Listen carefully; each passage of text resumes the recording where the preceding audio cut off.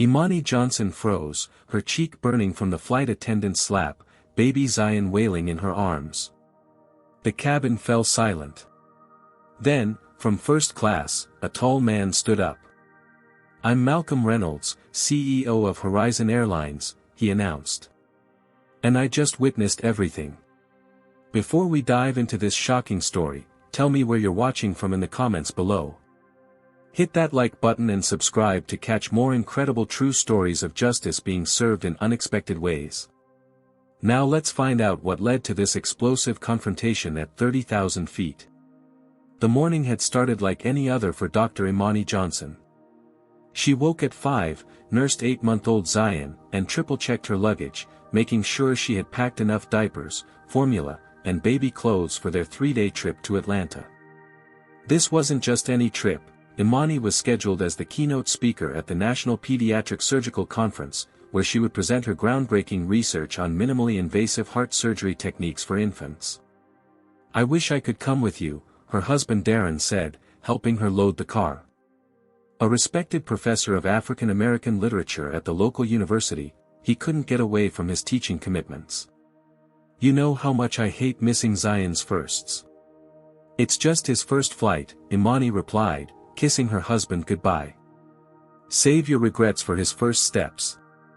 As she navigated the morning traffic toward the airport, Imani couldn't shake her anxiety. It wasn't about the presentation. After 12 years as a pediatric surgeon, speaking to colleagues about medical procedures felt natural. No, her unease stemmed from previous experiences at airports, where her credentials and first-class tickets were routinely questioned. Just 3 months ago, a TSA agent had pulled her aside for a random search while letting white travelers pass through unimpeded. 6 months before that, a gate agent had skeptically examined her first-class boarding pass, asking twice if she was sure she was at the correct gate. These microaggressions had become so routine that Imani had developed a mental armor, always carrying her medical credentials alongside her ID, dressing immaculately when traveling, and arriving extra early to navigate the inevitable obstacles. Today was no different. Despite her 9:30 a.m. flight, Imani arrived at the airport by 7, allowing ample time for security and any random checks that might occur. Surprisingly, she breezed through TSA without incident, perhaps because of Zion's presence. By 8:15, she sat at the gate, reviewing her presentation notes while Zion dozed in his carrier. "Now boarding our first-class passengers for Horizon Airlines Flight 357 to Atlanta," the gate agent announced. Imani gathered her belongings, secured Zion in his baby wrap, and approached the gate. She noticed the subtle shift in the gate agent's expression, a flicker of surprise, quickly masked. When she presented her first-class boarding pass. "Doctor and baby boarding first," the agent called to her colleague, emphasizing "doctor," with a hint of surprise that stung Imani more than it should have. As she walked down the jet bridge, Imani mentally prepared for the next hurdle, the flight attendants. In her experience, they often embodied the same biases as the rest of society, just packaged in perfectly pressed uniforms and practiced smiles. Stepping onto the plane, she was greeted by a middle-aged flight attendant with blonde hair pulled into a tight bun. The name tag read, Bethany Parker. "Good morning," Imani offered with a professional smile. Bethany's eyes flicked from Imani to Zion and back, her return smile not reaching her eyes. "Boarding pass," she requested, her tone clipped. Imani presented her ticket, which Bethany scrutinized longer than necessary before gesturing toward the first-class cabin without another word. As Imani settled into her seat, 3A, a window, she observed Bethany greeting the white passengers who followed. "Good morning, sir. Let me help you with that bag." "Welcome aboard, ma'am. Can I get you a pre-flight beverage?" The contrast was striking. A middle-aged white couple took the seats across the aisle, Gerald and Patricia Wilson, Imani would later learn. They glanced at her and Zion with poorly concealed disapproval. "I thought first class was supposed to be quiet," Patricia whispered to her husband, just loud enough for Imani to hear. Imani pretended not to notice, focusing instead on securing the baby carrier and getting settled. As the boarding continued, she noticed a distinguished-looking black man in his late 50s take the front row seat. He wore an impeccably tailored suit and carried himself with the confidence of someone accustomed to authority. He caught her eye briefly and nodded in greeting before taking his seat. As she prepared Zion's bottle for takeoff, the sucking would help prevent ear pain from the pressure changes. Bethany passed by, accidentally bumping Imani's shoulder hard enough to slosh the formula. "Excuse you," Bethany said without apology, before muttering under her breath, "These people always causing trouble." Imani took a deep breath, choosing to focus on Zion rather than engaging. She had a presentation to prepare for, a professional reputation to maintain, and most importantly, a baby to care for. This flight was just a few hours of her life. She could handle whatever casual racism came her way, as she had countless times before. Little did she know that this flight would be different from all the others. The takeoff was rougher than expected. The plane pitched and bounced through several pockets of turbulence, causing Zion to wake from his peaceful slumber. His face scrunched up, turning an alarming shade of red before he let out a piercing wail that seemed to reverberate throughout the cabin. Shoo, it's okay, baby," Imani whispered, gently bouncing him in her arms. She reached for his pacifier, but in his distress, Zion batted it away. It fell to the floor, rolling under the seat in front of her. Bethany passed by, throwing a disapproving glance at the crying infant. Rather than offering assistance, she tightened her lips into a thin line and continued down the aisle. Imani noticed how the flight attendant's demeanor changed completely when interacting with other passengers, her voice honeyed and accommodating. "Just our luck," muttered Gerald Wilson from across the aisle, loud enough for Imani to hear. "A whole flight with that racket. Some people shouldn't travel with babies if they can't control them," his wife Patricia added, making no attempt to lower her voice. Imani felt her cheeks burn but focused on soothing Zion. She tried everything in her pediatrician's arsenal, rocking, singing softly, showing him his favorite toy, but the unfamiliar environment and pressure changes were too much for the infant. His cries subsided briefly, only to resume with renewed vigor minutes later. From his seat in the first row, Malcolm Reynolds observed the situation with interest. He typed occasional notes on his tablet, his eyes frequently returning to Imani's struggle. Once, when their eyes met, he gave her a reassuring nod rather than the annoyance she'd come to expect from fellow passengers. When the seatbelt sign finally turned off, Imani breathed a sigh of relief. Zion was overdue for a feeding, and she knew from experience that a full belly would likely calm him. She prepared his bottle, realizing she needed water to mix the formula properly. The drink service began at the front of the cabin. Imani watched as Bethany methodically worked her way through the first-class section, serving everyone with professional efficiency, until she reached Imani's row. Bethany served the Wilsons, then simply pushed her cart past Imani without acknowledgement.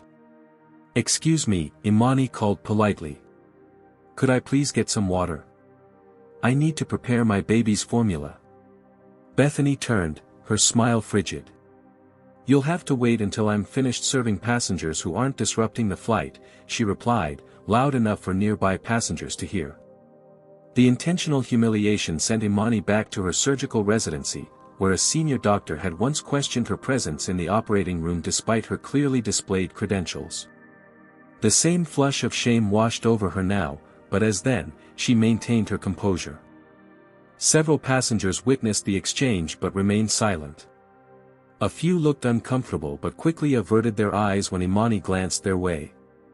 Their silence felt like complicity. As Bethany continued the drink service in economy, Zion's cries intensified. Hungry and uncomfortable, he squirmed in Imani's arms, his face reflecting his distress. Imani checked her watch. It had been nearly 4 hours since his last feeding, well past his usual schedule. "I don't understand why they allow this," Patricia Wilson said to her husband, her voice deliberately carrying. "We paid extra for first class to avoid these kinds of disturbances." Imani felt increasingly isolated.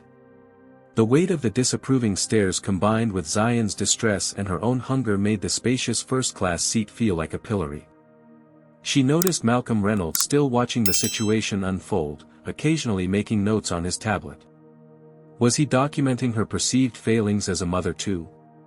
As a pediatric surgeon, Imani had faced discrimination throughout her career. Patients' parents questioning her qualifications despite her impressive credentials. Nurses following the orders of less experienced white doctors while double-checking hers. Colleagues expressing surprise at her expertise, as though her race should have precluded such knowledge. But in the hospital, she had authority. Here, trapped in a metal tube at 30,000 feet, she was at the mercy of a flight attendant who had decided, from the moment she boarded, that Imani didn't belong in first class. 45 minutes passed. The drink service concluded. Bethany had served every passenger on the plane, except Imani and Zion. The baby's cries had become desperate, and Imani's attempts to soothe him were increasingly futile. With no other options remaining, she unbuckled her seatbelt and stood, determined to get water for her hungry child, no matter what Bethany thought of her. The confrontation that would change everything was about to begin. Imani made her way toward the galley, holding Zion close as he continued to cry. The seatbelt sign was off, and several other passengers were already up and moving about the cabin, using the lavatories or stretching their legs. She approached the curtained-off area where the flight attendants prepared drinks and meals, Zion's empty formula bottle clutched in her free hand. Before she could fully enter the galley, Bethany Parker materialized, blocking her path with a rigid posture and cold eyes. "Return to your seat immediately," Bethany commanded, her voice sharp. "The seatbelt sign is on." Imani glanced at the overhead panels, confirming what she already knew. "No, it's not," she replied calmly, showing Bethany the empty bottle. "My baby needs to eat. I've been waiting for nearly an hour for water to prepare his formula." Bethany's eyes narrowed. She took a step closer to Imani, invading her personal space. "You're being aggressive," she announced loudly, ensuring nearby passengers could hear. "I will not be threatened by you." A young black flight attendant named Kevin Thompson approached, concern evident on his face. "Is everything okay?" he asked, looking between the two women. "Can I help with something?" "I've got this under control," Bethany snapped. "Return to your station now." Kevin hesitated, clearly uncomfortable with the situation, but ultimately followed the senior flight attendant's order, throwing an apologetic glance at Imani as he left. "I'm simply asking for water for my baby's formula," Imani repeated, maintaining her professional demeanor despite the growing knot of anxiety in her stomach. As a surgeon, she was trained to remain calm in high-pressure situations, and that training served her well now. "He's hungry and upset. This could have been resolved an hour ago." Bethany's face flushed red. Without warning, she reached for the intercom phone and made an announcement that sent a chill through Imani's spine. "This is Senior Flight Attendant Parker. I need assistance with an unruly passenger in first class immediately." The word "unruly" hung in the air like a threat. Imani was acutely aware of how this situation could escalate, of how a black woman described as unruly or aggressive might be treated when the plane landed. She'd seen the news stories. She knew the potential consequences. Several passengers had begun recording the confrontation on their phones. Some whispered among themselves, while others watched with undisguised interest. Imani felt like an exhibit in a particularly cruel museum display. Zion, sensing his mother's distress, began crying even more intensely. His little face contorted with hunger and confusion, his wails piercing the tense atmosphere of the cabin. From his seat in the first row, Malcolm Reynolds had taken notice of the confrontation. He appeared to be making a phone call, speaking quietly but intently into his cell phone while keeping his eyes fixed on the scene unfolding near the galley. Reluctantly, Imani returned to her seat, deciding that escalating the confrontation wouldn't help Zion. Perhaps she could find another flight attendant to assist her once the situation had calmed slightly. But Bethany wasn't finished. She followed Imani back to her seat, standing over her as she settled Zion. "You need to control your child," Bethany demanded, loud enough for the entire first-class cabin to hear. His crying is disrupting the flight for everyone. He's hungry, Imani replied, struggling to keep her voice steady. If you'd provide water for his formula as I've been requesting for nearly an hour, he would calm down. This situation is entirely of your making. Bethany's expression hardened. Are you suggesting I'm not doing my job properly? She asked icily.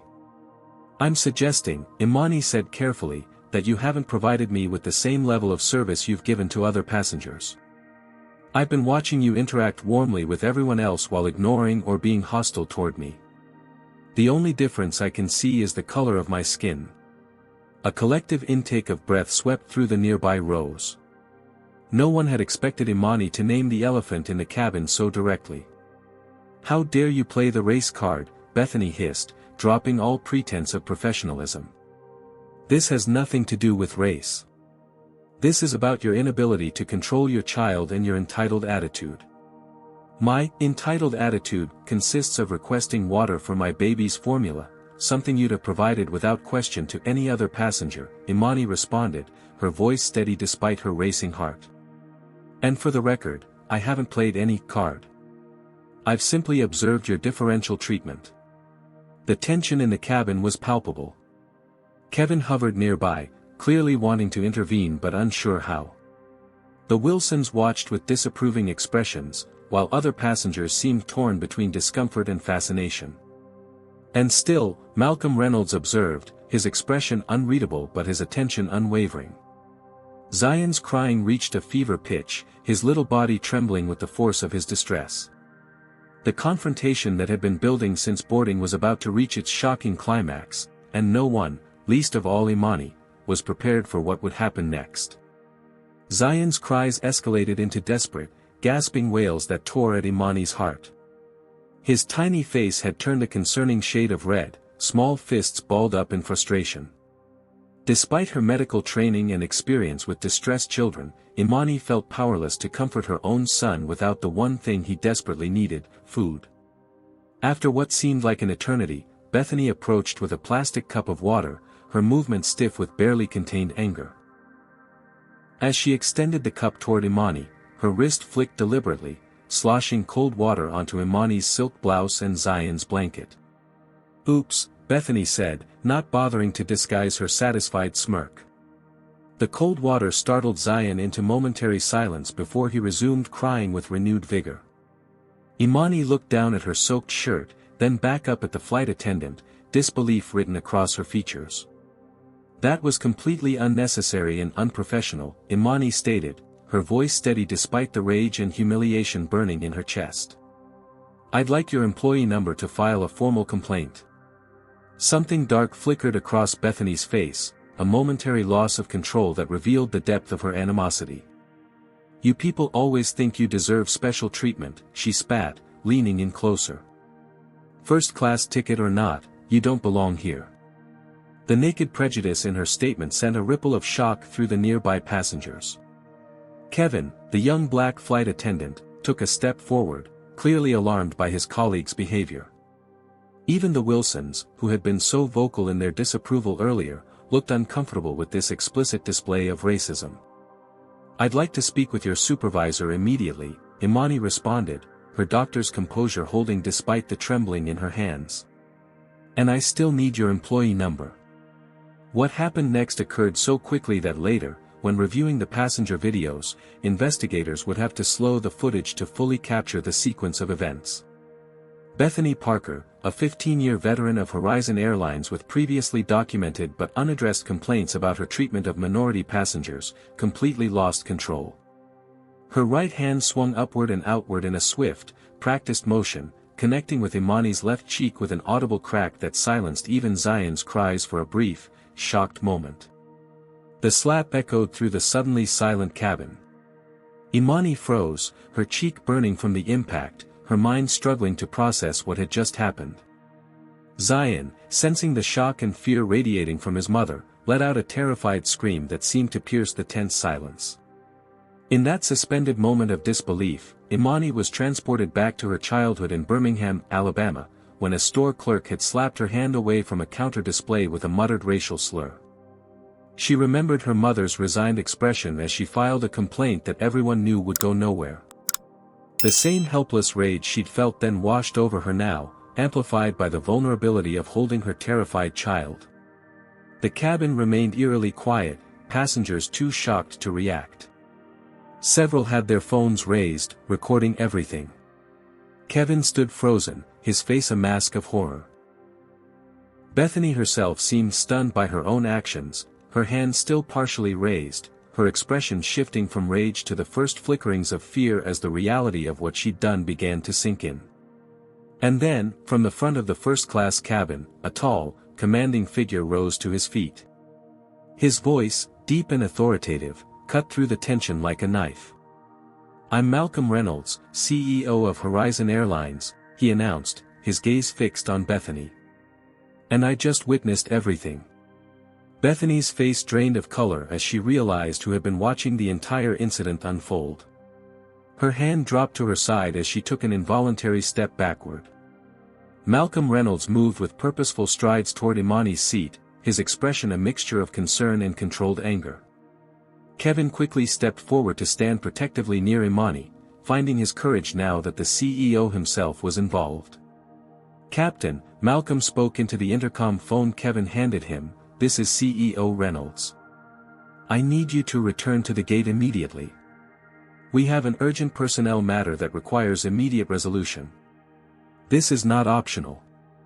The pilot's confused acknowledgement came through the speakers, followed by an announcement that the aircraft would be returning to the gate due to an onboard situation. The plane banked into a gentle turn, confirming the pilot's compliance.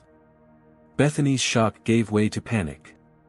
"Mr. Reynolds, I can explain," she stammered. She was being aggressive and threatening. "I was defending myself." "Save it," Malcolm cut her off, his voice cold. "Multiple passengers have video evidence of what actually happened. There is no explanation that could possibly justify assaulting a passenger holding an infant." As the reality of the situation sank in, Bethany's face contorted with desperate fear. Her career, her reputation, possibly even her freedom now hung in the balance, all because she couldn't contain her prejudice for the duration of a single flight. "What do you think? Was the flight attendant's behavior inexcusable from the start, or did the situation escalate beyond what anyone could have predicted?" Comment number 1: If you believe Bethany should face immediate termination and criminal charges for assault. Comment number 2: If you think stress and poor judgment, rather than racism, might explain her actions. Like this video if you've ever witnessed or experienced discrimination while traveling, and subscribe to our channel for more stories of justice being served in unexpected ways. Now, as the plane returns to the gate and airport security prepares to board, what do you think will happen next? Will Malcolm Reynolds merely issue a corporate apology, or is he about to take a stand that will transform his airline and perhaps the entire industry? Let's find out in the next part of this shocking true story. The plane taxied back to the gate with unusual speed, the pilot clearly responding to the urgency in CEO Reynolds' voice. As they approached, Imani could see airport security vehicles positioned on the tarmac, their lights flashing against the morning sun. Her cheek still stung from the slap, but the physical pain paled in comparison to the humiliation and anger coursing through her.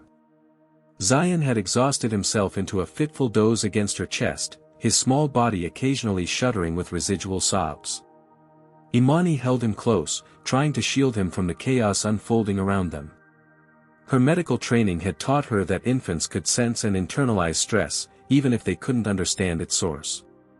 She wondered what psychological impact this incident might have on her son, and the thought intensified her determination to ensure accountability. The aircraft door opened with a pneumatic hiss. 2 airport security officers boarded, followed by a woman in a Horizon Airlines management uniform. Malcolm Reynolds approached them immediately, speaking in low, urgent tones while gesturing toward Bethany, who stood rigid with fear near the galley. "Ms. Parker," one of the officers said, approaching the flight attendant, "we need you to come with us." "This is ridiculous," Bethany protested, her voice shrill with panic. She was being aggressive. "I felt threatened. I was defending myself and the other passengers." Against an unarmed mother holding a baby? Kevin interjected, finding his voice at last. That's not what happened, and you know it. I witnessed everything, and I'll be providing a full statement. Bethany shot him a venomous look. You're just taking her side because he witnessed the truth, Malcolm interrupted firmly. Just as I did. Just as a dozen passengers with cell phone videos did. One of the security officers was already reviewing footage offered by a passenger seated across from Imani. His expression grew increasingly grave as he watched. Ms. Parker, you'll need to come with us now, he repeated, more firmly this time. We have multiple witnesses and video evidence of you assaulting a passenger. Please don't make this more difficult than it already is. As Bethany was escorted off the plane, her face a mask of indignation and fear, Malcolm Reynolds approached Imani's seat and knelt to be at eye level with her. Dr. Johnson, he said, surprising her with his knowledge of her name and title, I want to personally apologize for what you've experienced today. This is not what Horizon Airlines stands for, and I assure you there will be consequences. Would you be willing to accompany me to our private lounge? You can feed your son in peace, and we can discuss how to address this situation. Imani studied him carefully, weighing her options. Her instinct was to refuse, to demand a refund and book with another airline. But something in Reynolds' expression, a sincerity that seemed to go beyond corporate damage control, made her reconsider. I need to call my husband first, she replied, reaching for her phone. Of course, Malcolm nodded, standing to give her privacy. Take all the time you need. I'll have your belongings transferred to the lounge. As Malcolm stepped away, Imani noticed activity beyond the aircraft windows. News vans were pulling up near the terminal, their satellite dishes extending skyward. One of the passenger videos had already gone viral, the modern equivalent of a 4-alarm fire for corporate PR teams. She dialed Darren, who answered on the first ring. Imani? Is everything okay? You should have landed by now. No, she replied, her voice finally breaking as the adrenaline began to wear off. No, everything is not okay. She recounted the events of the flight, her words spilling out in a rush as the emotional dam broke. I'm coming there, Darren declared, his voice tight with fury. And I'm calling Jerome. Jerome Franklin was their family attorney, a childhood friend of Darren's who had made a name for himself handling civil rights cases. I think that's wise, Imani agreed, watching as more media arrived outside. Things are happening fast here. After ending the call, Imani gathered her belongings and followed a Horizon Airlines representative to the private first-class lounge. The space was mercifully quiet and empty except for a lounge attendant who discreetly provided a bottle of warm water for Zion's formula before retreating to give Imani privacy. As she fed her now calm son, Imani's phone began buzzing continuously with notifications. The video had indeed gone viral, with hashtag Justice for Imani already trending on multiple platforms. Her hospital colleagues were messaging their support, and the conference organizers had already offered to reschedule her keynote address. Malcolm Reynolds entered the lounge, now accompanied by a nervous-looking man clutching a tablet whom Imani immediately identified as part of the corporate PR team.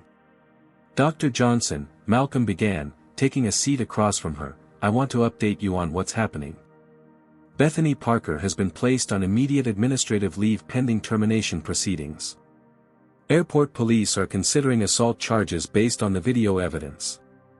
We've already been contacted by several media outlets for statements. The PR man shifted uncomfortably. Mr. Reynolds, perhaps we should discuss our official response before making any promises or admissions that could affect. Malcolm silenced him with a raised hand. David, I witnessed a racially motivated assault against a passenger. There will be no corporate doublespeak here. He turned back to Imani.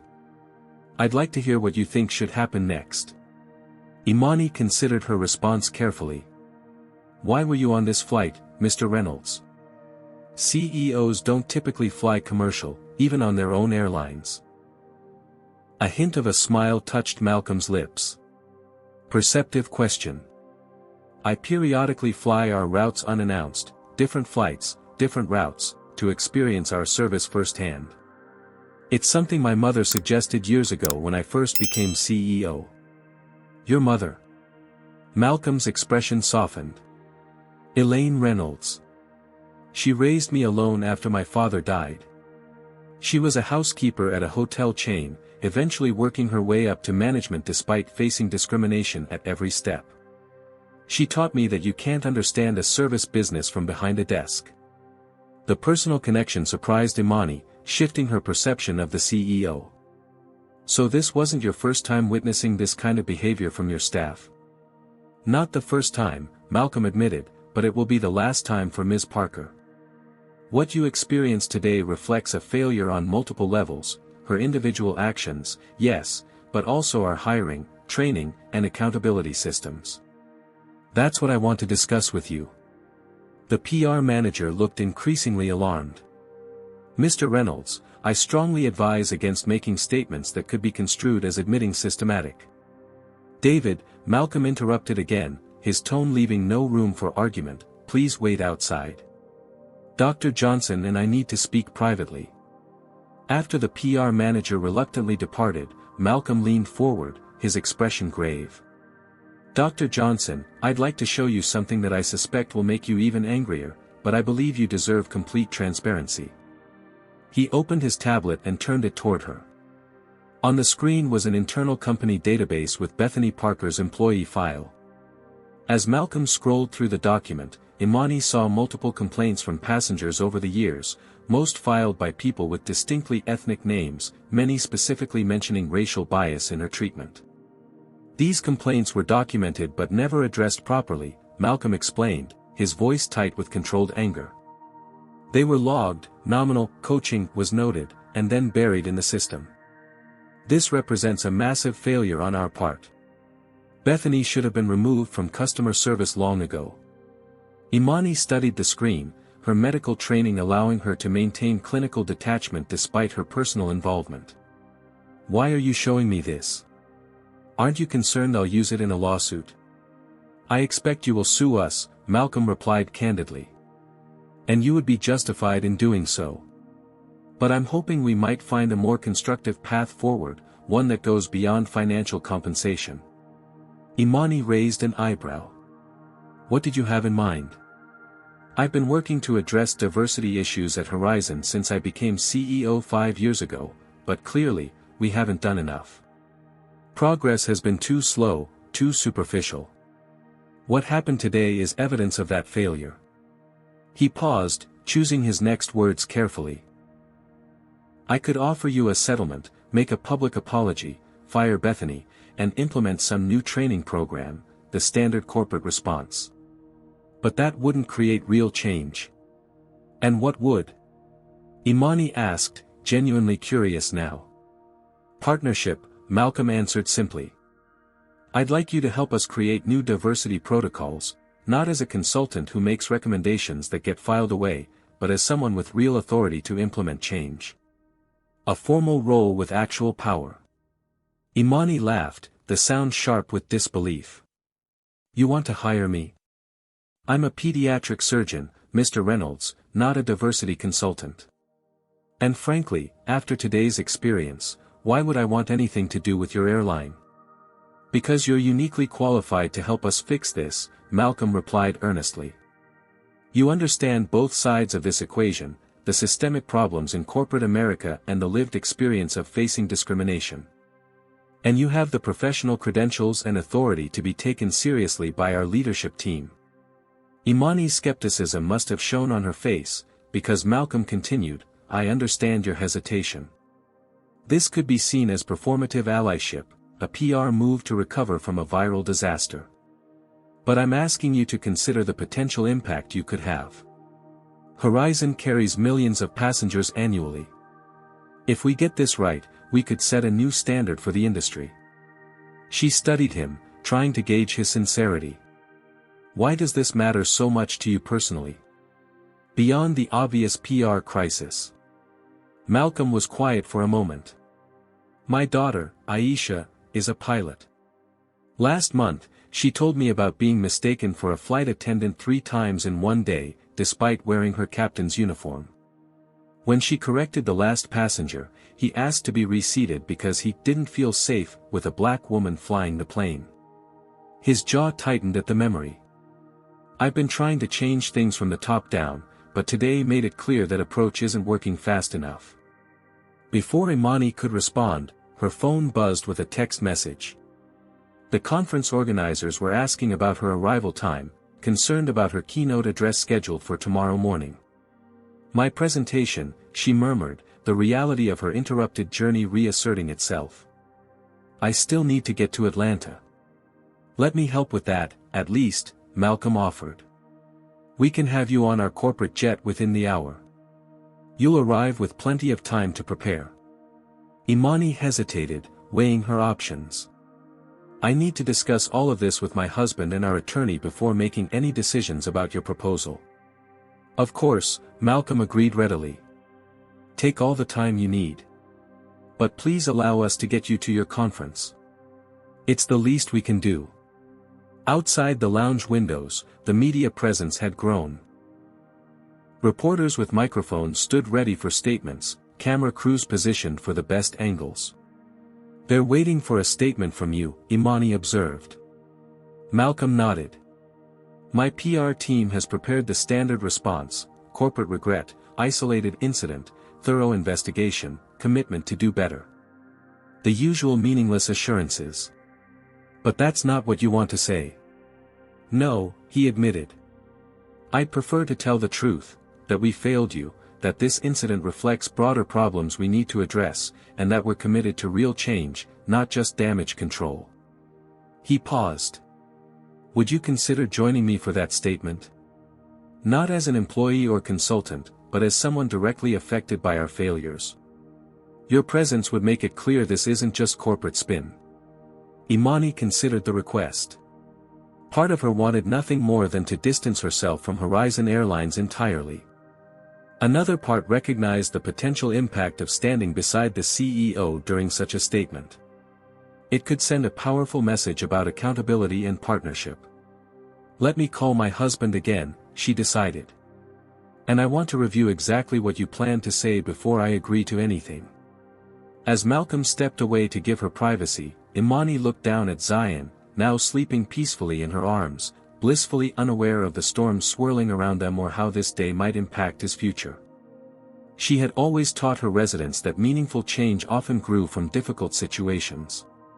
Perhaps this painful incident could become something transformative, not just for her or for Horizon Airlines, but for all the other Imanis who would travel after her. Malcolm Reynolds paced the executive lounge, phone pressed to his ear as he fielded calls from increasingly anxious board members. Through the glass partition, he could see Imani speaking with her husband on her own phone, her free hand gently stroking Zion's back as the baby slept against her shoulder. Yes, I understand the stock implications, Richard, Malcolm said to the board chairman, his patience wearing thin. But I witnessed a racially motivated assault against a passenger. This isn't about shareholder value right now. The chairman's response made Malcolm's jaw tighten.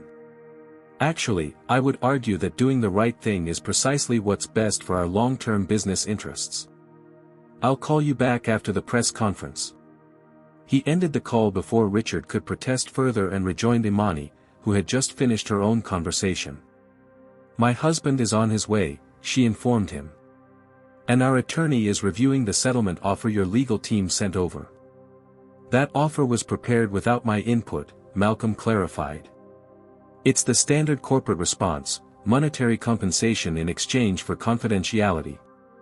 That's not what I'm proposing. Imani studied him, her doctor's eyes clinically assessing his sincerity. Tell me exactly what you are proposing, Mr. Reynolds. No corporate language, no vague commitments. What concrete changes are you willing to make? Malcolm appreciated her directness. He gestured toward 2 comfortable chairs in a private corner of the lounge, away from the staff and the windows where media cameras occasionally appeared. Let me start by telling you about myself, he began, settling into one of the chairs. Most people know I'm the CEO of Horizon, but few know I started as a baggage handler 30 years ago. Imani raised an eyebrow, clearly surprised. My mother was a single parent, cleaning hotel rooms to put food on our table. She taught me the value of hard work, but also showed me how differently people are treated based on the color of their skin. Malcolm's expression grew distant with memory. I watched her being disrespected daily despite working harder than anyone else. When I got my first job at Horizon, I promised myself I would change things if I ever had the power to do so. And now you do, Imani observed. Yes, Malcolm nodded. When I became CEO 5 years ago, I implemented diversity initiatives, unconscious bias training, hiring targets. All the standard approaches corporate America uses to address these issues. But they didn't work, Imani concluded. They created the appearance of progress without fundamental change, Malcolm admitted. We increased our diversity statistics but didn't transform our culture. What happened to you today proves that. He opened his tablet and showed Imani a series of internal reports documenting complaints against not just Bethany, but several employees across the company. Most followed the same pattern. Incidents reported, minimal action taken, issues buried in bureaucracy. This is what I want to change, Malcolm said, his voice intense with conviction. Not just firing Bethany, though that will happen immediately, but addressing the systems that protected her behavior for years.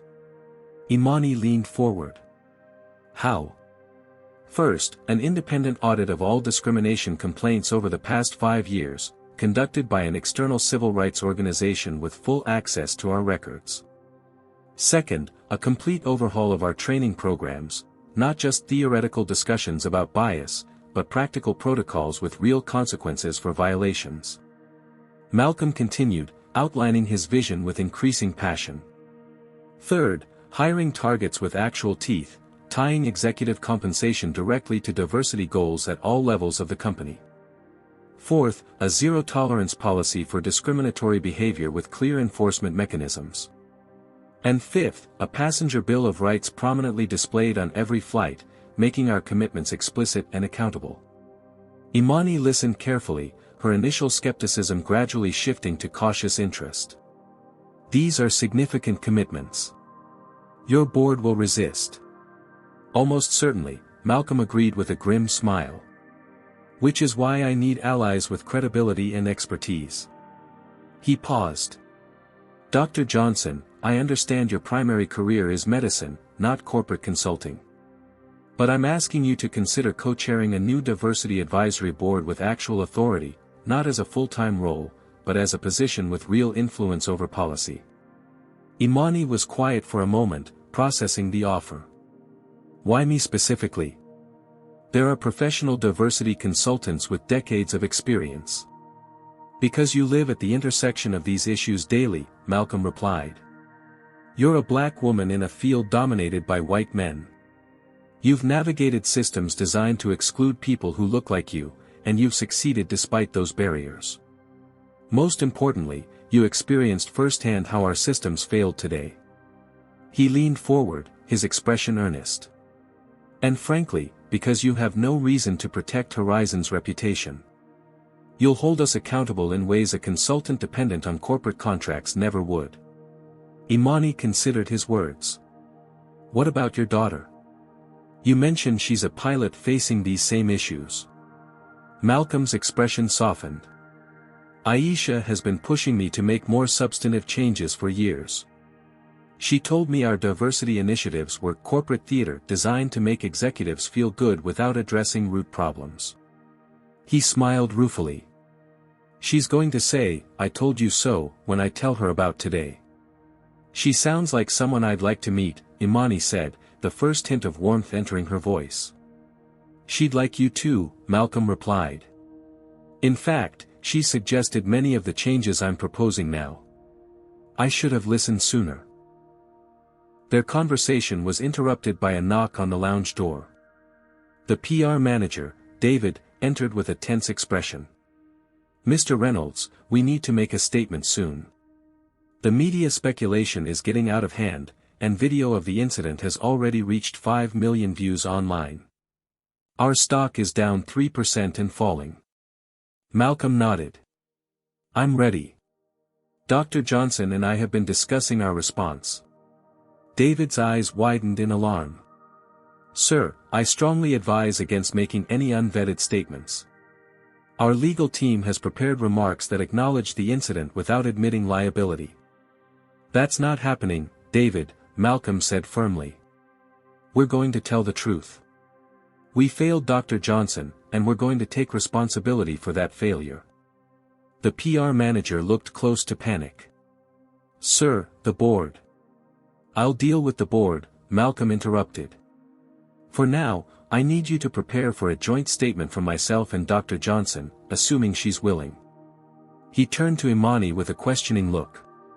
Before Imani could respond, the lounge door opened again, and a tall, distinguished man with a briefcase entered. Imani, he called, crossing the room quickly. Darren, she replied, rising to embrace her husband. His arms enveloped both her and Zion, his body tense with protective anger. Are you okay? He asked, examining her face where the slap had left a faint mark. I'm all right, she assured him. Zion's fine too, just exhausted. She turned toward Malcolm. Darren, this is Malcolm Reynolds, CEO of Horizon Airlines. Mr. Reynolds, my husband, Dr. Darren Johnson, professor of African American literature at State University. The men exchanged tense nods. I've just been explaining to your wife how deeply I regret what happened today, Malcolm began. And discussing how we might work together to ensure nothing like this happens again. Darren's expression remained skeptical. My attorney is on his way. Until then, I'd prefer Imani not agree to anything. I understand completely, Malcolm assured him. But time is of some essence regarding public statements. The incident has gone viral, and speculation is running rampant. Darren glanced at Imani. What are you thinking? She considered for a moment. I believe Mr. Reynolds is sincere in wanting to address the underlying issues, not just manage the PR crisis. He's proposed some substantive changes and has asked me to help implement them. Darren's eyebrows rose in surprise. You? But your medical career? Not as a full-time role, Imani clarified. As an advisory position with actual authority. She paused. I'm considering it, Darren. This could be an opportunity to create real change beyond just our individual case. Darren studied her face, then turned to Malcolm. My wife is brilliant, Mr. Reynolds. If she thinks your proposal has merit, I'll support her decision. But make no mistake. If this turns out to be a PR stunt to manage your crisis, you'll face not just our lawsuit but my personal mission to ensure everyone knows exactly what kind of company Horizon really is. Malcolm nodded solemnly. That's fair. I wouldn't expect anything less. He turned to Imani. The media is waiting. Would you be willing to make a joint statement with me? Not committing to any future role, but simply addressing what happened today and our shared commitment to meaningful change. Imani exchanged a look with Darren, who gave her a subtle nod of support. Yes, she decided. But I want to review exactly what you plan to say first. And I want to speak for myself, not just stand beside you while you speak for me. Absolutely, Malcolm agreed immediately. David can prepare an outline for both of us, but you'll have final approval on your portion. As David hurried away to draft the statements, Malcolm turned back to the Johnsons. There's one more thing you should know, he said, his expression grave. This goes beyond Bethany Parker. We've had a pattern of similar complaints that were systematically minimized. The issue is structural, not just individual. We suspected as much, Darren replied. Racism rarely exists in isolation. No, Malcolm agreed. And addressing it requires more than just firing one flight attendant or implementing another training program. It requires fundamental change in how we operate. He paused. That's why I need allies who won't let me take the easy way out when resistance inevitably comes. The determination in his voice resonated with Imani. As a black woman in medicine, she had faced similar challenges, not just overcoming individual instances of discrimination, but navigating systems designed to maintain the status quo. The prospect of helping transform a major corporation from the inside was both daunting and compelling. "The press conference is in 30 minutes, Malcolm informed them. "Take that time to discuss, and let me know your decision." As he stepped away to give them privacy, Imani turned to her husband. "What do you think? Am I crazy to even consider this?" Darren took her hand, his expression thoughtful. "You've never backed away from a challenge, Imani. It's one of the things I love about you." He glanced at Zion, still sleeping peacefully against her shoulder. "And this isn't just about us anymore. It's about him, and all the children who will grow up in the world we helped create." Imani nodded, her decision crystallizing. What had begun as a traumatic incident was transforming into something unexpected, an opportunity to create change beyond anything she had imagined when she boarded the flight that morning. Sometimes, she reflected, the most important journeys take us to destinations we never anticipated. By the time Malcolm Reynolds and Imani Johnson stepped before the bank of microphones in the airport's press room, the video of the incident had been viewed over 8 million times. #Boycott Horizon Airlines was trending nationally, alongside #I Stand With Imani and #FlyingWhileBlack.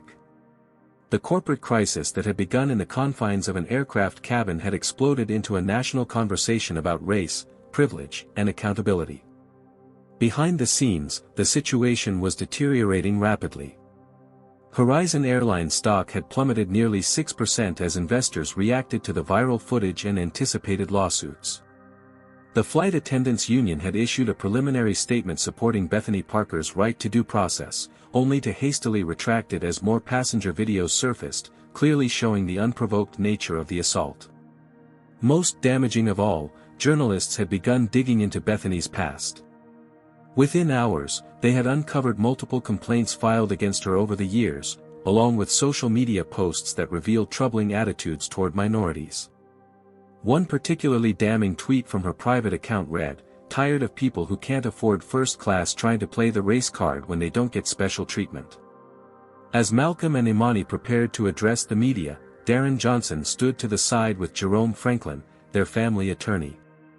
The PR team had provided statements for both Malcolm and Imani to review, but the tension in the room suggested divergent approaches to the crisis. "Mr. Reynolds," David from PR pleaded one final time, "I strongly urge you to stick to the approved corporate statement. Admitting systemic issues could expose us to class action liability." Malcolm's response was firm. "I witnessed what happened, David. So did dozens of passengers who recorded it.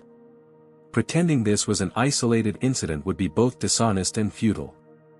Imani, who had changed into fresh clothes provided by the airline and fed Zion again, stood resolute beside her husband. The baby was now being held by Darren, giving Imani the freedom to focus fully on the press conference. "Ready?" Malcolm asked her as the press room doors opened. Imani nodded, squaring her shoulders. "Ready." The room erupted in camera flashes and shouted questions as they approached the podium. Malcolm raised his hands for quiet, waiting until the room settled before speaking. "Good afternoon. I'm Malcolm Reynolds, CEO of Horizon Airlines. Today, aboard our Flight 357, one of our flight attendants physically assaulted Dr. Imani Johnson, a passenger traveling with her infant son." His voice was steady, making no attempt to minimize or reframe what had occurred. "I witnessed this assault personally, as did numerous passengers who recorded the incident. The flight attendant in question has been terminated, effective immediately, and we are cooperating fully with authorities regarding potential criminal charges." The directness of his statement sent a ripple through the assembled journalists. Corporate statements typically wrapped admissions in layers of euphemism and qualification. This unvarnished acknowledgement was unprecedented. "But firing one employee is not enough," Malcolm continued. "What happened today reflects deeper failures within our company, failures that I take personal responsibility for as CEO. We had received previous complaints about this flight attendant's treatment of minority passengers. Those complaints were not adequately addressed. That systematic failure stops today. He outlined the immediate actions Horizon would take: an independent audit of all discrimination complaints, mandatory retraining for all customer-facing staff, and the establishment of a passenger bill of rights with clear accountability measures. Finally, Malcolm concluded, "I'm announcing the formation of a diversity advisory board with actual authority to implement changes across our organization. This board will not be a symbolic gesture but a body with real power to transform how we operate." He turned to Imani. "I've asked Dr. Johnson to co-chair this board, bringing her perspective and expertise to help us address these issues at their root." He stepped back, allowing Imani to take the podium. The room fell silent as she began to speak. 24 hours ago, I was preparing for a routine flight to Atlanta, where I was scheduled to deliver a keynote address at a medical conference, she began, her voice calm but resonant with controlled emotion. "Instead, I found myself subjected to escalating discrimination that culminated in physical assault, all while holding my 8-month-old son." She described the events methodically, her medical training evident in her precise, factual recounting. Then her tone shifted. "What happened to me today is not unique. It is an experience familiar to countless Black Americans and other minorities who face similar treatment daily, treatment that ranges from subtle microaggressions to explicit discrimination and, sometimes, physical violence. The only unusual aspect of my experience is that it was recorded on video and witnessed by the CEO of the company." Imani paused, her gaze sweeping across the assembled journalists. "I am a pediatric surgeon. I save children's lives. I have dedicated my career to healing.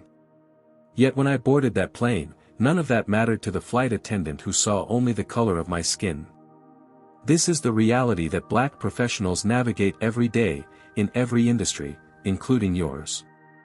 The room was completely silent now, captivated by her powerful testimony. "Mr. Reynolds has asked me to help Horizon Airlines address these issues from within. I am considering his offer, not because I need another professional commitment, my surgical practice keeps me quite busy enough, but because transformative change requires those who have experienced discrimination to have a voice in creating solutions." Questions erupted as she finished speaking. Malcolm rejoined her at the podium, and together they fielded inquiries from increasingly skeptical reporters. "Mr. Reynolds, isn't this just damage control?" asked a journalist from a major network. "Why should we believe Horizon is serious about change when these problems have apparently existed for years under your leadership?" "That's a fair question," Malcolm acknowledged.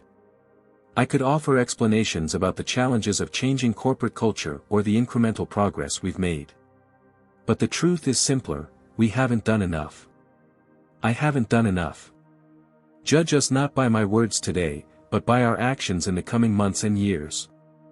Another reporter directed a question to Imani. "Dr. Johnson, many would argue you should simply sue Horizon Airlines rather than work with them. Why consider their offer at all? Lawsuits provide individual remedies but rarely create systemic change," Imani replied.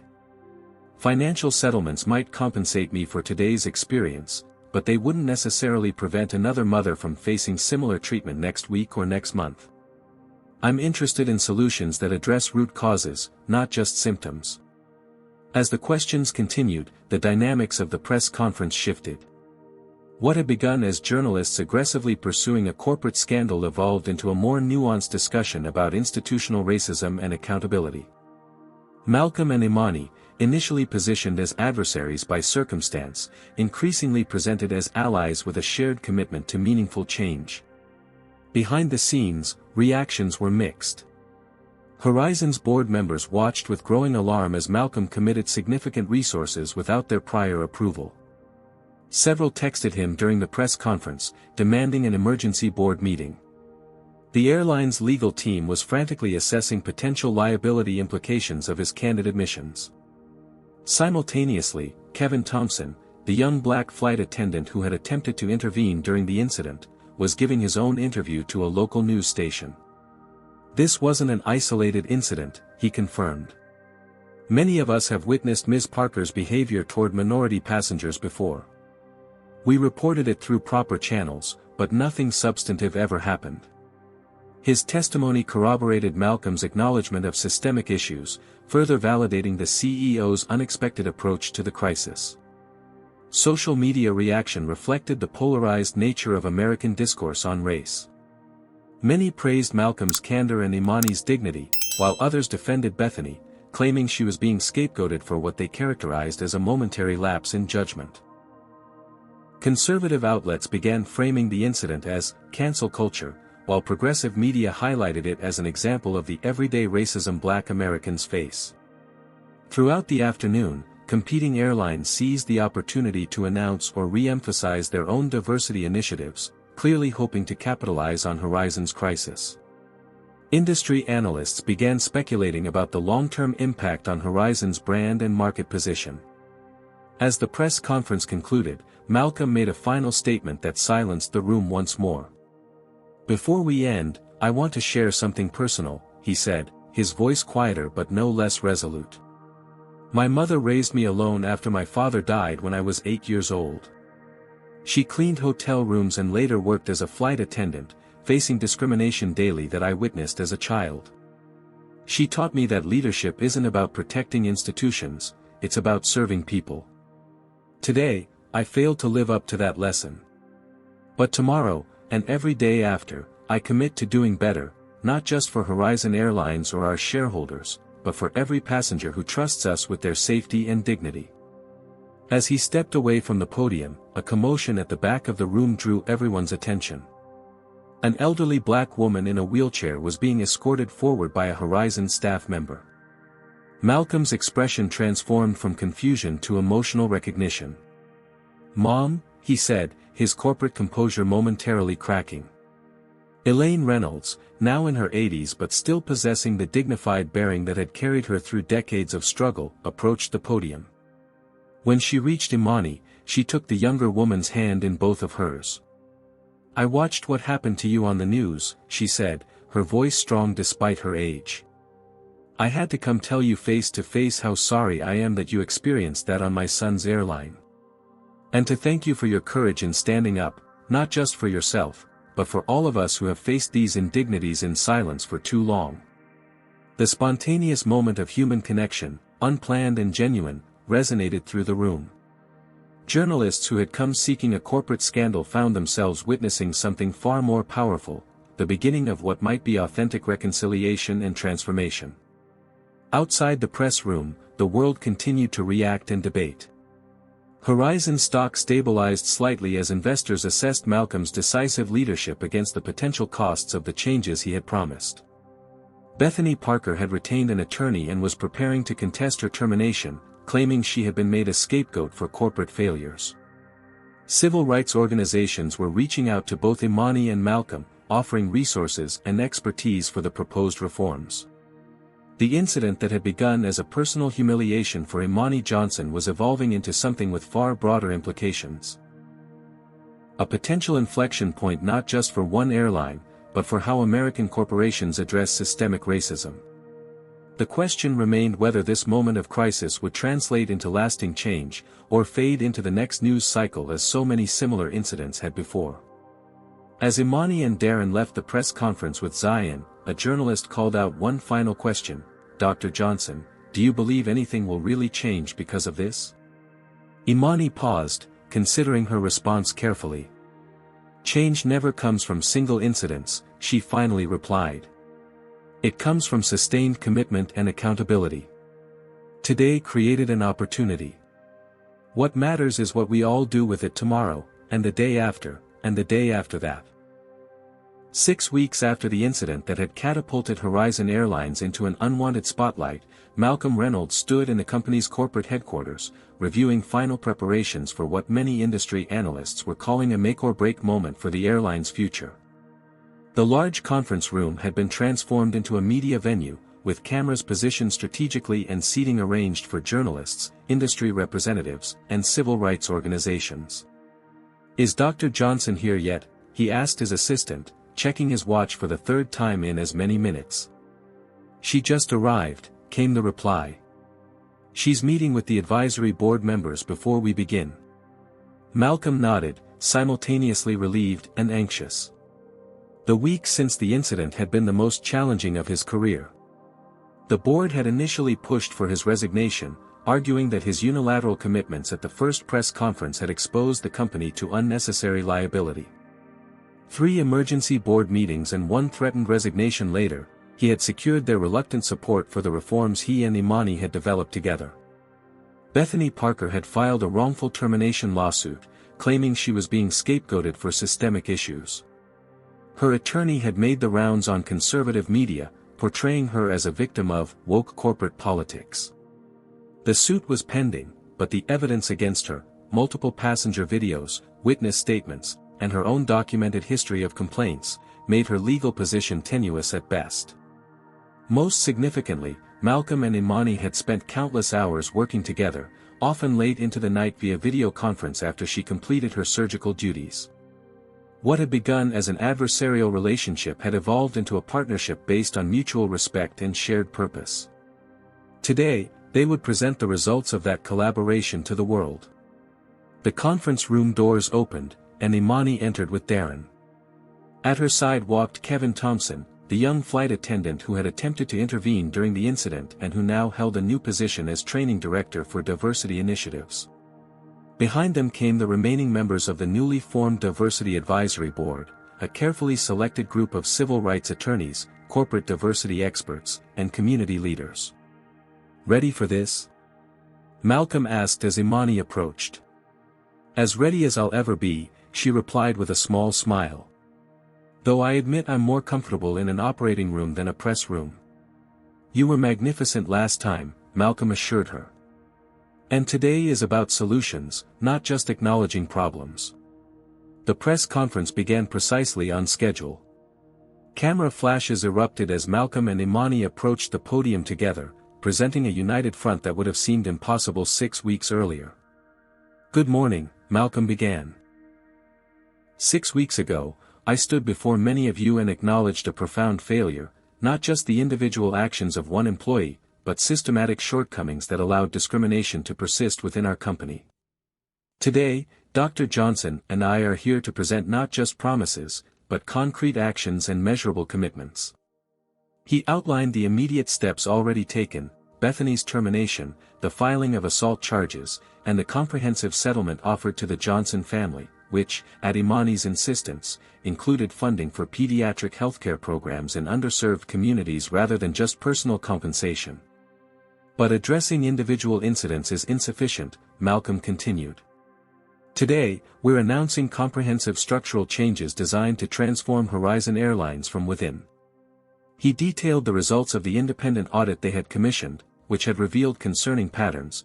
Complaints from minority passengers were 47% less likely to result in disciplinary action than similar complaints from white passengers. Minority employees faced disproportionate scrutiny for minor infractions, and diversity initiatives have been largely superficial, focusing on hiring statistics rather than retention and promotion. "These findings are uncomfortable but essential to acknowledge," Malcolm stated. "You cannot solve problems you refuse to see clearly." The journalists in attendance, initially skeptical, became increasingly engaged as Malcolm outlined specific, measurable commitments. "First, we're implementing a zero-tolerance policy for discriminatory behavior, with clear enforcement mechanisms and transparent reporting. Second, we're revising our hiring and promotion practices to address demonstrated bias in our systems. Third, we're establishing accountability measures that tie executive compensation directly to diversity and inclusion metrics." He introduced Kevin Thompson, whose promotion to training director symbolized the company's commitment to elevating voices that had previously been marginalized.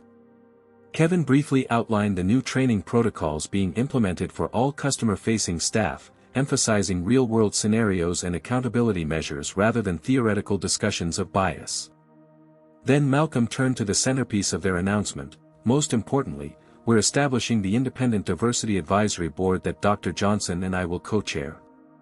Unlike traditional corporate advisory groups, this board has actual authority, including veto power over key personnel decisions and direct reporting access to our board of directors." He introduced each advisory board member, highlighting their expertise and the perspectives they would bring to Horizon's transformation. The composition of the group sent a clear message: this was not a token effort but a substantive commitment to fundamental change. When Imani stepped forward to speak, the room fell silent. Her presence at the podium represented something unprecedented in corporate America, not a paid consultant or public relations hire, but someone directly affected by the company's failures now helping to lead its transformation. 6 weeks ago, I experienced discrimination that too many Americans face daily, she began. Today, I stand before you not as a victim seeking redress, but as a partner in creating solutions. Her voice was steady, authoritative, the same tone she used when leading surgical teams through complex procedures. As a doctor, I know that treating symptoms without addressing underlying causes is ineffective medicine. The same principle applies to institutional racism. Surface-level diversity initiatives without structural changes are corporate placebos. They might make leadership feel better temporarily, but they don't cure the disease. She detailed the specific protocols the advisory board had developed, emphasizing accountability and measurable outcomes rather than aspirational statements. We've established quarterly public reporting of key metrics, including complaint resolution rates, promotion statistics across demographic groups, and retention data. Transparency is essential to accountability. Imani also addressed the personal dimension of her involvement. Some have questioned why I would partner with a company whose employee assaulted me. My answer is simple: transformation requires both external pressure and internal champions. Lawsuits can force compliance, but lasting change requires leadership commitment and structural reforms. As the floor opened for questions, journalists probed for weaknesses in the plan. One particularly aggressive reporter challenged Malcolm directly: these initiatives will cost millions to implement. How do you justify that expense to shareholders who have already seen stock values drop because of this incident? Malcolm's response was measured but firm. The question assumes a false dichotomy between ethical practices and business success.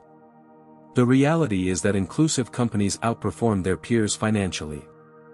Diverse teams make better decisions. Customers increasingly choose to support companies whose values align with their own. This isn't just the right thing to do morally, it's the smart thing to do financially. Another journalist turned to Imani: Dr. Johnson, some critics suggest your involvement is merely providing cover for Horizon, allowing them to claim credibility while making minimal actual changes. How do you respond? Imani smiled slightly. I've performed hundreds of surgeries where lives hung in the balance. I wouldn't risk my professional reputation for corporate window dressing. The advisory board has real authority, including the ability to publicly resign if Horizon fails to honor its commitments. Trust me when I say we will use that leverage if necessary. As the questions continued, a pattern emerged. What had begun as skeptical interrogation gradually shifted toward substantive engagement with the proposed reforms. Industry representatives asked about implementation timelines. Civil rights organizations offered resources and expertise. Even competing airlines representatives were taking notes, recognizing that Horizon's approach might soon become the new standard against which they would be measured. Near the end of the session, a final question came from a journalist who had been quiet throughout: Mr. Reynolds, you've acknowledged systematic failures under your leadership. Why should you be trusted to lead this transformation rather than stepping aside for new leadership? The room fell silent. It was the question many had been thinking but few had asked directly. Malcolm considered his response carefully. That's a fair question, he finally said. I've asked it myself many times over these past weeks. The truth is that I failed to see clearly enough, act decisively enough, or listen carefully enough to those raising concerns. Those failures are my responsibility. He paused, gathering his thoughts.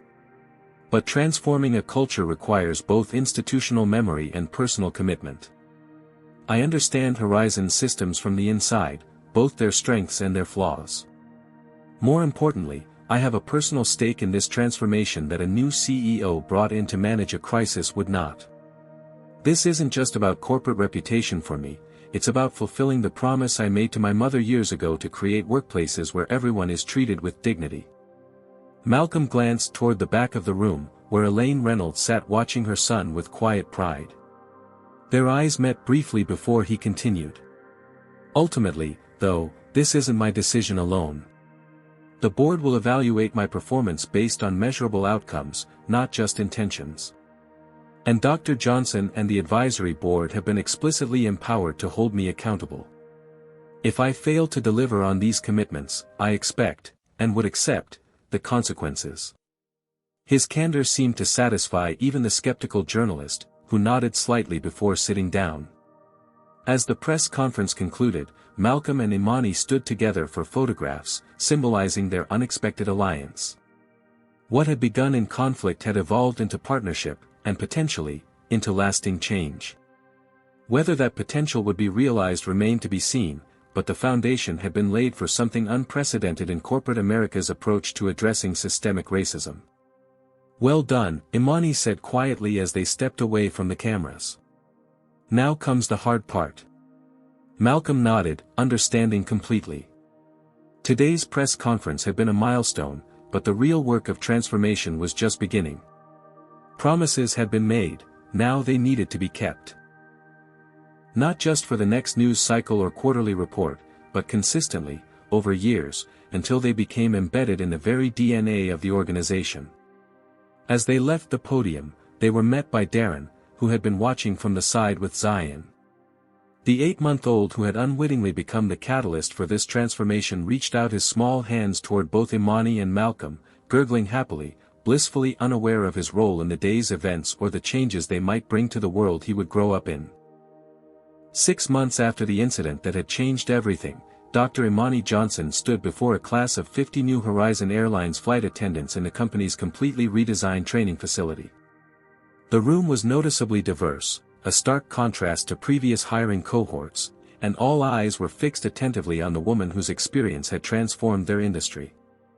"Your primary responsibility is passenger safety," Imani told them, her voice carrying the same authority she used in the operating room. But safety isn't just about physical well-being. It's also about ensuring every passenger feels respected, valued, and treated with dignity regardless of their race, gender, religion, or background. The trainees nodded, many taking notes.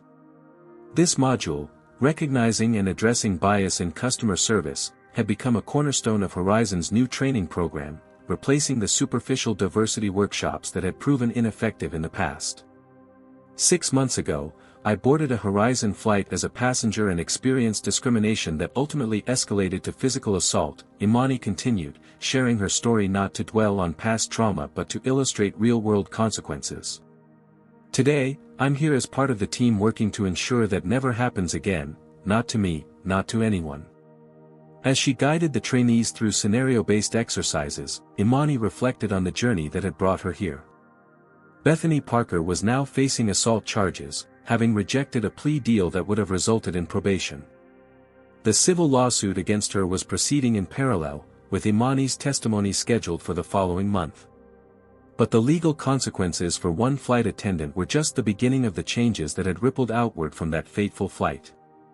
True to his word, Malcolm Reynolds had implemented every reform promised at the press conference, often pushing against resistance from executives concerned about costs or disruption to established procedures.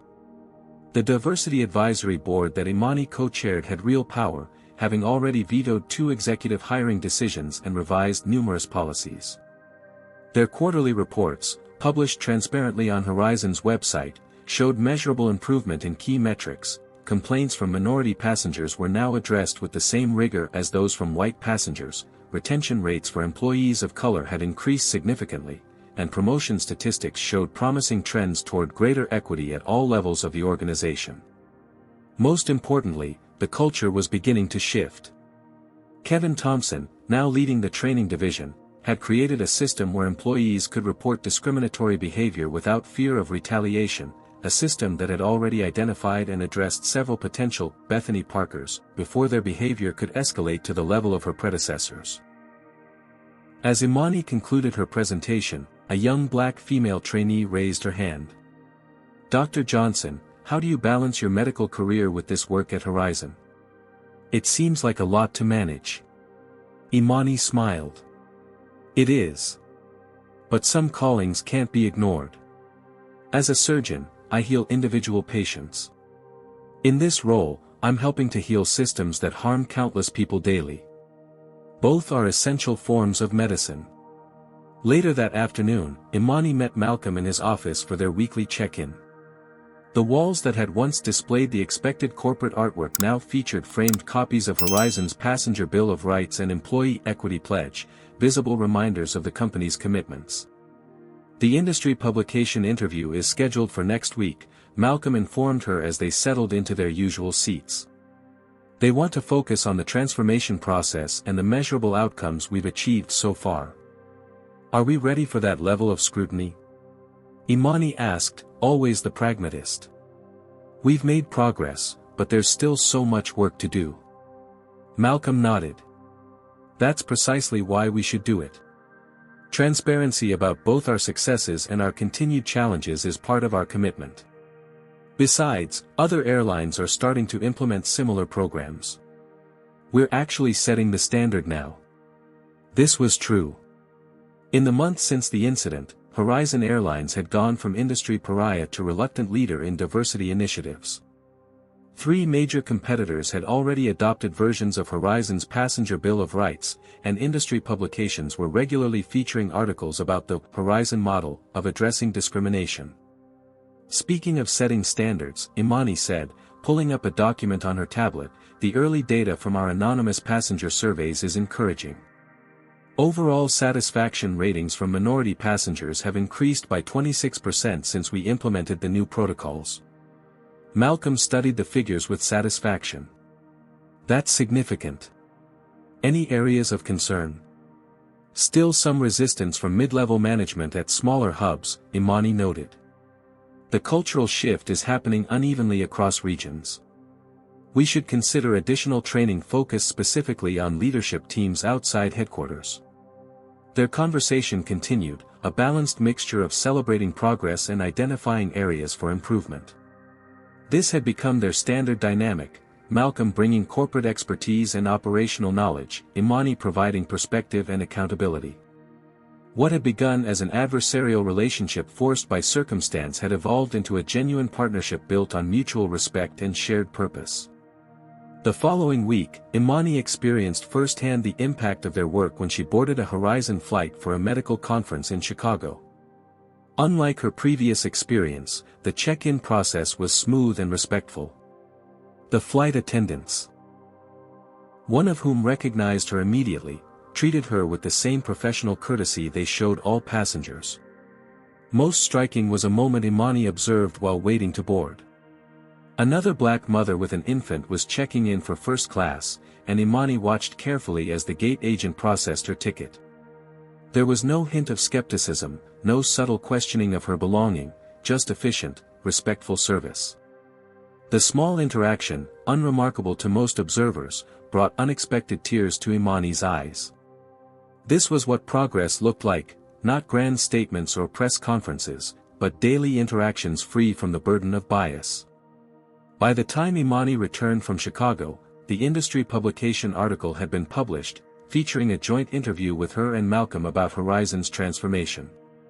The piece highlighted the airline's remarkable turnaround, from the company's initial transparent acknowledgement of its failures to the implementation of substantive changes that were now showing measurable results. The most remarkable aspect of the Horizon story, the article concluded, is not that they faced a crisis, all companies eventually do, but how they responded to it. Rather than managing public relations, they committed to fundamental change. In doing so, they've not only rehabilitated their brand but established new standards for the entire industry. 2 weeks later, Malcolm visited Imani's hospital to observe one of her pioneering pediatric heart surgeries, the same procedure she had been traveling to present at the conference when the incident occurred. Watching from the observation room as her skilled hands performed intricate work that would save a child's life, he was struck by the parallels between her surgical precision and her approach to institutional change. Both required careful diagnosis, strategic intervention, and meticulous follow-up care. Both were, fundamentally, acts of healing. After the successful procedure, they met briefly in her office. That was extraordinary, Malcolm told her. The focus, the precision, I see now why you're so effective on our advisory board. Imani smiled. Different settings, same principles. Identify the problem accurately, develop a clear plan to address it, execute with precision, and monitor the results closely. Whether it's a heart defect or a flawed corporate culture, the approach isn't that different. 6 months after that conversation, as the 1-year anniversary of the incident approached, Imani boarded another Horizon flight with 14-month-old Zion, now walking and babbling enthusiastically. They were headed to Malcolm's daughter Aisha's wedding, an unexpected friendship having blossomed between the two women over the course of their work together. The flight crew, diverse in every sense of the word, welcomed them warmly, with no hint of the tension that had characterized her previous journey. As Imani settled into her seat with Zion, who was now old enough to have his own, her phone buzzed with a text message from Malcolm. Just got word from Washington, it read. Congressional Committee wants our testimony on proposed industry standards for preventing discrimination in air travel. Your expertise specifically requested. Ready for another challenge? Imani looked at Zion, now peacefully playing with a small toy plane, completely unaware of how his very first flight had catalyzed changes that would affect his generation and beyond. She thought about all the other children who would grow up in a world where perhaps, just perhaps, they might face fewer of the indignities and barriers she had navigated throughout her life. Ready, she texted back simply. As the plane took off, Imani reflected on the strange, unexpected journey that had brought her here. When she had boarded that fateful flight a year ago, she could never have imagined where it would lead, not just for her personally, but for an entire industry and potentially beyond. The incident that had begun as a traumatic example of persistent racism had transformed into something else entirely, proof that with the right combination of courage, accountability, and sustained commitment, even deeply entrenched systems could change. The work was far from complete. Cultural transformation was a marathon, not a sprint. There would be setbacks, resistance, and moments when progress seemed to stall. But watching Zion contentedly looking out the window at the clouds below, Imani felt something she hadn't expected to find in this journey, hope. Not the naive hope that ignored reality, but the grounded hope that came from witnessing real, measurable change and knowing that more was possible. Sometimes, she reflected, justice came from unexpected allies in unexpected places. And sometimes, the worst moments in our lives could become catalysts for the most meaningful transformations, not just for ourselves, but for the systems that shaped the world we all shared. What did you think of this remarkable story of transformation following a shocking incident of racial discrimination? Have you ever witnessed someone standing up against injustice and creating real change? Comment below with your thoughts and experiences. Don't forget to like this video if you found Imani and Malcolm's journey inspiring, subscribe to our channel for more powerful stories of justice and transformation, and share this video with someone who needs to hear that positive change is possible, even in the most challenging circumstances. Thank you for watching, and remember, sometimes the most powerful response to injustice isn't just calling it out, but working persistently to create the change we wish to see in the world. This story illustrates how transformation often emerges from confrontation with uncomfortable truths. When a black professional faces discrimination that escalates to physical assault, the incident becomes a catalyst for systemic change rather than just another unresolved injustice. The narrative demonstrates that addressing racism effectively requires going beyond firing one bad apple employee to examining the structures that allowed such behavior to persist unchecked. Malcolm Reynolds shows us that true leadership means taking responsibility for institutional failures rather than deflecting blame or managing public relations. By acknowledging past shortcomings and committing to measurable change, he transforms a crisis into an opportunity for meaningful growth. Meanwhile, Imani's decision to engage rather than simply seek compensation highlights how those who experience discrimination can sometimes create more impact by strategically working within systems to reform them.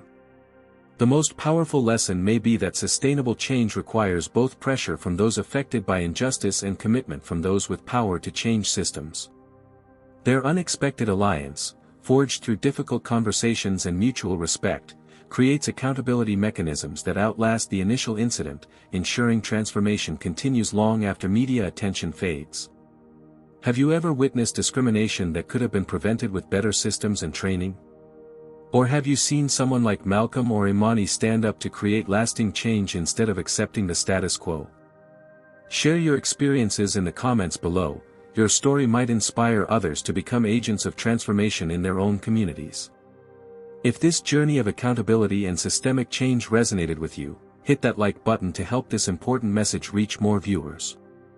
Subscribe to our channel for more powerful stories that go beyond exposing injustice to showing pathways toward healing and transformation. And please share this video with someone who might need the reminder that with courage, persistence, and unexpected alliances, real change is possible.